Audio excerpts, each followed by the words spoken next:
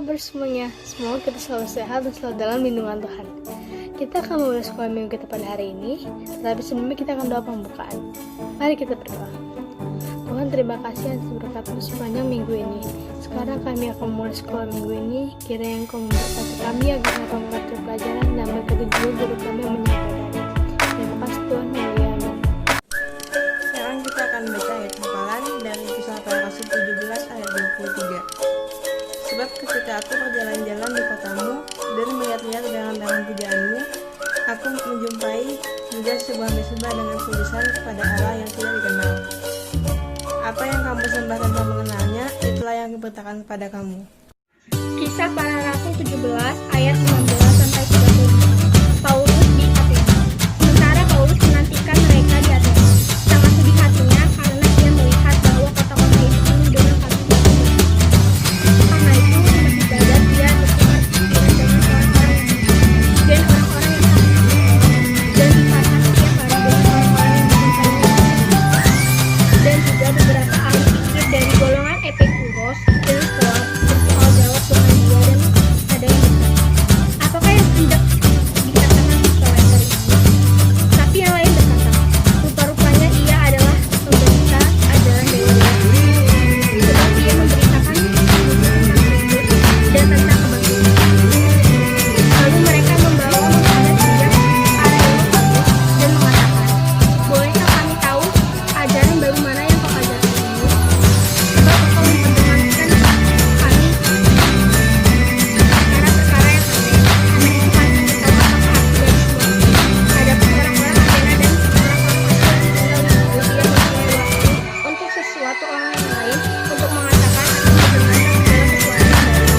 Kau menguji di atas Areopagus dan berkata, hai orang-orang Athena, aku lihat bahwa dalam segala hal kamu sangat beribadah kepada dewa-dewa.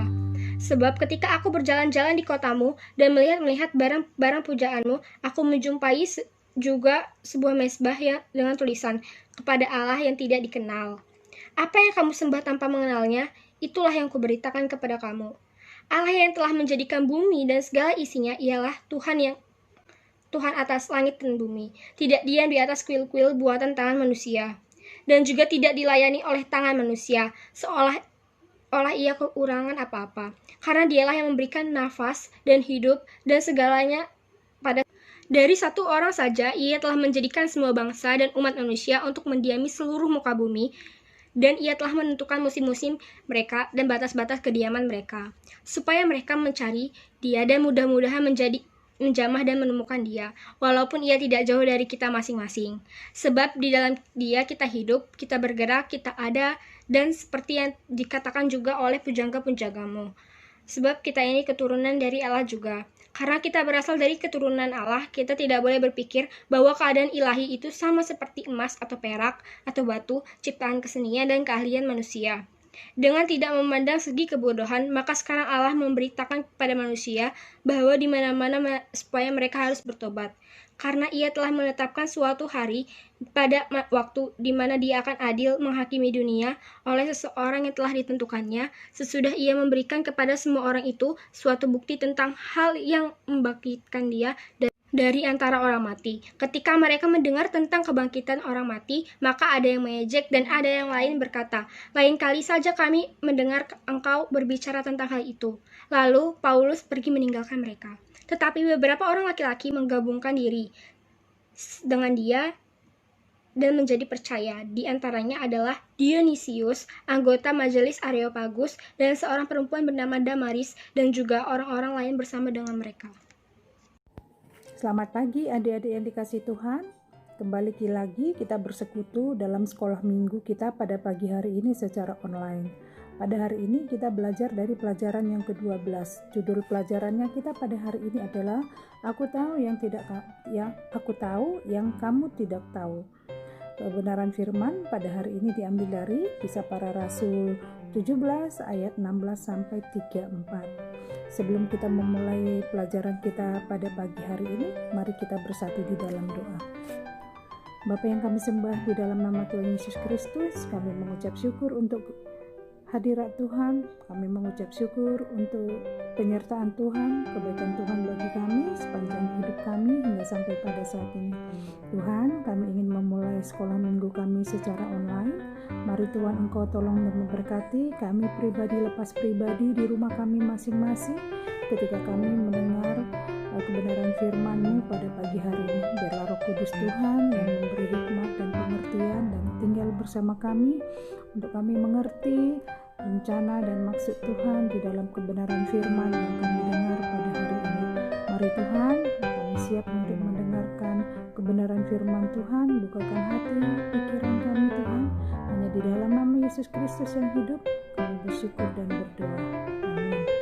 Mari adik-adik, kita akan mendengar pelajaran yang ke-12 pada hari ini. Terima kasih.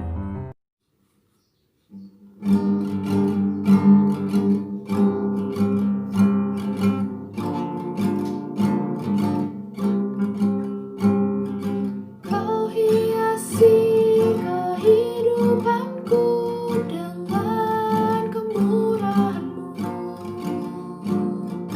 Kau rancangkan masa depanku penuh dengan harapan. Aku ada saat ini semuanya karena kasih-Mu. Aku hidup hari ini semua berkat kemurahan-Mu. Terima kasih Yesus, Engkau sangat baik, teramat baik bagiku.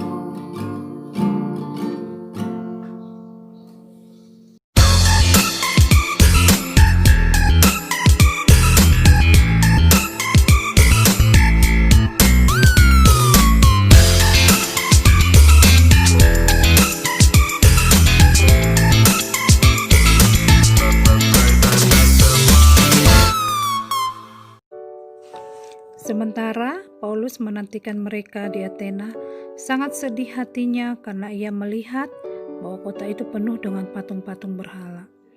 Hati Paulus sangat sedih ketika melihat bahwa kota Athena dipenuhi patung-patung berhala. Kesedihannya berhubungan dengan sesuatu yang berlawanan dengan rohnya. Mari kita melihat kota Athena. Adik-adik bisa melihat di gambar itu ada kota Athena dulu dan sekarang. Dari internet Tante dapat cerita kota Athena ini merupakan pusat ilmu pengetahuan dan kesenian. Kota ini pernah memimpin dunia dalam pencapaian intelektual. Pada saat itu, dalam hal arsitektur dan kesenian, kota Athena melebihi kota manapun di seluruh dunia. Kota ini merupakan pusat filsafat. Begitu sedikit tentang kota Athena.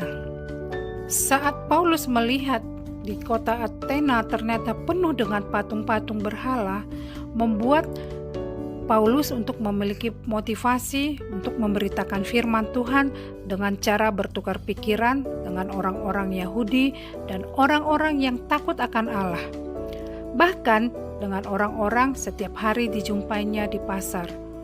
Perjumpaannya dengan beberapa ahli pikir Yunani dari golongan Stoa maupun Epikurus membuahkan kesempatan bagi Paulus untuk berbicara di depan sidang terbuka di Areopagus, yaitu semacam DPRD-nya kota Athena.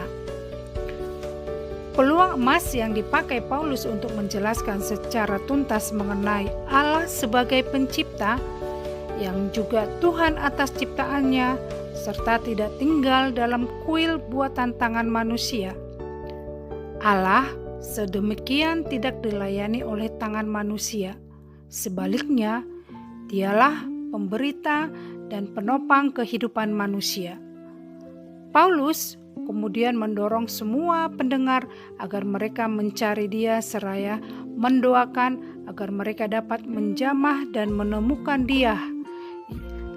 Yang artinya Dia adalah Tuhan yang tidak jauh dari mereka. Masalah muncul ketika dalam penutup khotbahnya, saat itu Paulus sedang berkhotbah, Paulus mendorong mereka bertobat dengan tidak memperlakukan Allah seperti berhala sebelum penghakiman. Allah diperlakukan atas mereka. Kaum terpelajar Yunani yang tidak mempercayai adanya kebangkitan orang mati langsung bereaksi menolak Paulus. Namun, ada juga yang percaya kepada pemberitaannya, termasuk salah seorang anggota Areopagus. Nah, dari pelajaran ini kita ambil bahwa yang pertama adalah kita harus memiliki kepekaan seperti Paulus untuk melihat setiap peluang sebagai kesempatan berharga untuk memberitakan Injil. Hal ini tidak terlepas dari kepedulian dan belas kasihan melihat begitu banyak jiwa yang membutuhkan Injil.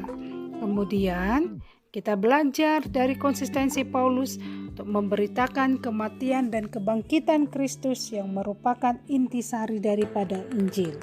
Nah, kesimpulan pelajarannya kita pada pagi hari ini adalah Paulus tidak mau mengkompromikan kebenaran.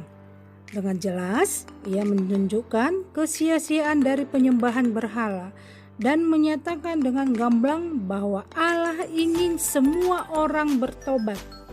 Rasul Paulus menggunakan kesempatan memberitakan Injil melalui keyakinan yang mereka yakini. Hal ini merupakan salah satu strategi dalam memberitakan Injil. Untuk itu, jangan takut memberitakan Injil kepada orang banyak. Demikian pelajaran sekolah minggu kita pada hari ini. Semoga dapat menolong bagi kita semua. Terima kasih adik-adik. Kita akan mendengar doa penutup yang akan disampaikan oleh Iren. Selamat pagi, selamat hari Minggu. Tuhan Yesus memberkati.